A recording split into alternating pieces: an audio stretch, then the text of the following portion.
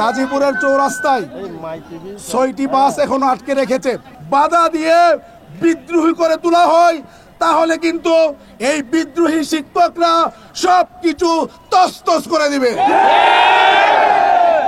বিভিন্ন জায়গায় আটকে দেওয়া হয়েছে বাস, লঞ্চ।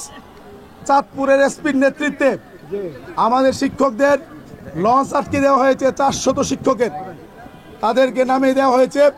আমি তার সাথে কথা বলার পরে শিক্ষকদেরকে সে ওই লঞ্চে না অন্যভাবে আসার সুযোগ করে দিয়েছেন।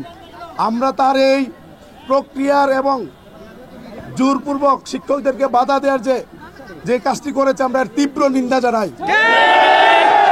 গাজীপুরের চৌরাস্তায় 6টি বাস এখনো আটকে রেখেছে। আমি গাজীপুরের এসপিকে বলেছি, কিন্তু এখন পর্যন্ত সে কোনো পদক্ষেপ নেয়নি। সে আমাকে বলেছে মেট্রোপলিটন কমিশনের সাথে কথা বলতে, কিন্তু আমি তাকে রিচ করতে পারিনি। গাজীপুরের সখীপুরে আপনার ওখানে কোনাবাড়িতে বাস আটকে দেওয়া হয়েছিল। আমি ওসি সাহেবকে বলার পরে উনি ছেড়ে দিয়েছেন। এইভাবে বাংলাদেশের বিভিন্ন জায়গায় আমাদের শিক্ষকদেরকে আজকে হয়রানি করা হয়েছে। আমরা স্পষ্টভাবে বলে দিতে চাই, শান্তিপ্রিয় এই শিক্ষকদেরকে যদি বাধা দিয়ে বিদ্রোহী করে তোলা হয়, তাহলে কিন্তু এই বিদ্রোহী শিক্ষকরা সবকিছু তছনছ করে দিবে। আমি মাত্র 2 মিনিট কথা বলবো সাংবাদিক ভাইরা। 1 নম্বর হচ্ছে, আমাদের সরকারের পক্ষ থেকে, অর্থ মন্ত্রণালয়ের পক্ষ থেকে একটা প্রজ্ঞাপন কিছুক্ষণ আগে অর্থ মন্ত্রণালয়ে দেওয়া হয়েছে, যেটি ওদের স্বপ্ন পূরণে পাশে থাকতে পেরে আমরা গর্বিত।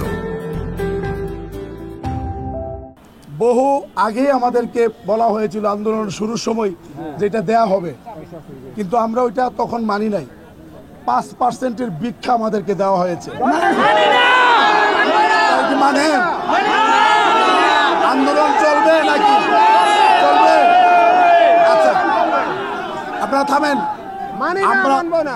আমরা এই প্রজ্ঞাপনকে আমাদের এই আন্দোলনের প্রাথমিক বিজয় হিসাবে দেখছি।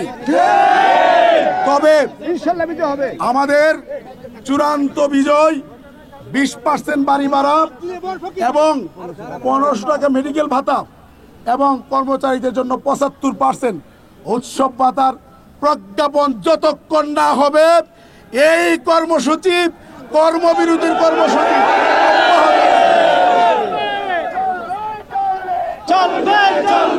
স্লোগান না, সময় নাই, স্লোগান দিতে পারবেন না। এখন আমরা ক্লিয়ার করে দিছি, মিটিং আছে, ক্লিয়ার করে দিছি যে আমরা এটাকে প্রাথমিক বিজয় হিসেবে দেখছি, কিন্তু আমাদের চূড়ান্ত বিজয় যতক্ষণ অর্জন না হবে 20% বাড়ি ভাড়া এবং 1500 টাকা মেডিকেল ভাতা এবং 75% উৎসব ভাতার প্রজ্ঞাপন যতক্ষণ না হবে, ততক্ষণ পর্যন্ত এখানে অনশন, অবস্থান কর্মসূচি এবং আমাদের কর্মবিরতি, শ্রেণীকক্ষে না ফিরে যাওয়া, সকল কর্মসূচি একসাথে অব্যাহত থাকবে।